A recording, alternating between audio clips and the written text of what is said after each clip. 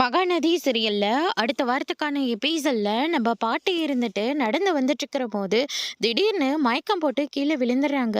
நம்ம ராதா வந்து ரொம்பவே பதறி போய் வராங்க. வந்த உடனே அம்மா என்னாச்சுமா அப்படின்னு சொல்லிட்டு கண்ணை திறந்து பாருங்கம்மான்னு சொல்லி கூப்பிட்டுட்டே இருக்காங்க.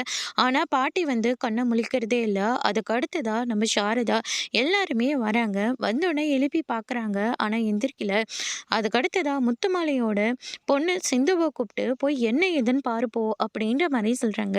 சரி இருங்கம்மா நான் போய் பார்க்குறேன்னு சொல்லிட்டு பாட்டிக்கு தண்ணியை கொடுத்து அதுக்கு அடுத்ததா செக் பண்ணி பார்க்குறாங்க.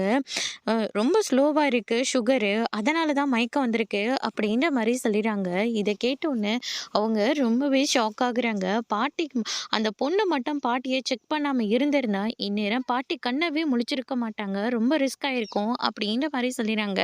விஜயும் காவேரியும் போயிட்டு நீங்க மட்டும் இல்லைன்னா பாட்டிக்கு ரொம்பவே கஷ்டமா போயிருக்குன்னு எல்லாரும் சொன்னாங்க.